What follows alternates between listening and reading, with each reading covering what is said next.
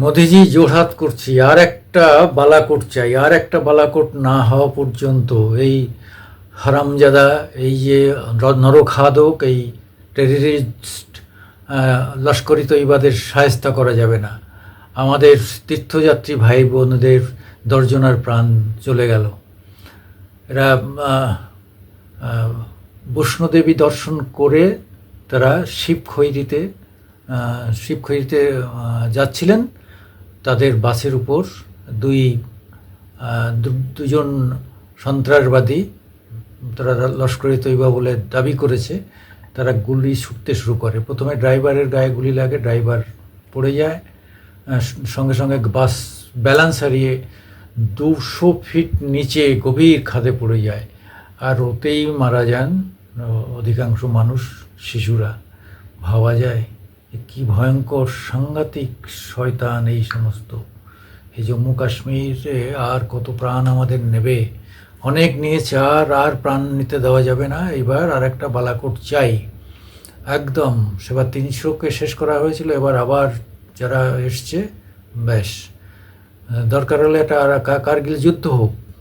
কি আছে, খেতে পায় না ওই দেশ, তাদের এত বড় হিম্মত, এখনও আমাদের পায়ে পা দিয়ে ঝগড়া করে, এইভাবে মানুষ হত্যা করে, মানুষের উপর নির্যাতন করে।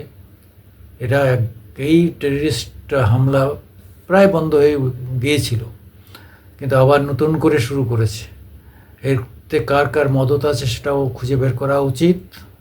আমাদের ইন্টেলিজেন্স, নিশ্চয়ই গোয়েন্দা দপ্তর, তারা সবাই মিলে দেখবে যে কারা এই মানে আক্রমণের পিছনে। কিন্তু বিদেশি যারা আছে, পাকিস্তানিদের কিন্তু শেষ করতে হবে, একদম নির্মূল করে দিতে হবে। নির্মূল করতে গেলে আর একটা বালাকোটের মতো হামলা চাই। এবং আশা করি মোদিজির সব ঝামেলা চুকে গেছে, আর কোনো চিন্তা নেই, মন্ত্রিসভাও গঠন হয়ে গেছে। এইবার কিন্তু আসল কাজটা করুন, না হলে কিন্তু মুখ থাকবে না, আপনার নাম মিট্টি মে মিলে জায়গা, অর্থাৎ মাটিতে মিশে যাবে, যদি না আমরা এই হত্যার, এই তীর্থযাত্রীদের, এই সনাতনপন্থীদের হত্যার আমরা বদলা নিতে না পারি। মা বৈষ্ণোদেবীও আমাদের সঙ্গে আছেন, শিব ঠাকুর আমাদের সঙ্গে আছেন। আমরা আশা করব যে আমরা জয়ী হব, এবং এইবার পিওকে নিয়ে নিতে হবে। আর ওয়েট করার কোনো দরকার নেই। পিওতে হাজার হাজার মানুষ তারা না খেয়ে মরছে, তাদের উপর অত্যাচার হচ্ছে, পাকিস্তানি ফৌজ অত্যাচার করছে। এই লোকগুলোকে বাঁচাতে হবে। তারপরে পাকিস্তানকে ভেঙে দিতে হবে, বালুচিস্তানকে আলাদা করতে হবে। বালুচিস্তানের উপরও নির্যাতন হচ্ছে, চরম নির্যাতন হচ্ছে বালুচিস্তানিদের উপর, তাদেরও আলাদা করতে হবে এখনই। আর অবকাশ নেই, আপনি ঝাঁপিয়ে পড়ুন। আপনি তো এমনিতেই সেনাবাহিনীকে পুরো ক্ষমতা দিয়ে দিয়েছেন যে আপনারা আপনাদের মতো ডিসিশন নিতে পারেন, কিন্তু এবার আপনাকে একটু গাইড করতে হবে, এদের একটু ফোর্স করতে হবে, এবং এদের মধ্যে আরও মনোবল জোগাড় করতে হবে। আমরা আর একটা কারগিল করতে রাজি আছি, আমরা আর একটা বালাকোট করতে রাজি আছি। ছেড়ে নেই, এদের ছাড়া যাবে না।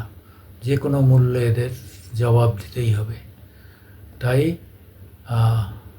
আমার মতো বহু মানুষই আমাদের দেশের সেনাবাহিনী, দেশের প্রধানমন্ত্রী, আপনার মতো প্রধানমন্ত্রী আপনাদের উপর নির্ভর করছে, তাকিয়ে আছে, আশা করছে যে আমরা আমাদের আত্মমর্যাদা ফিরে পাব।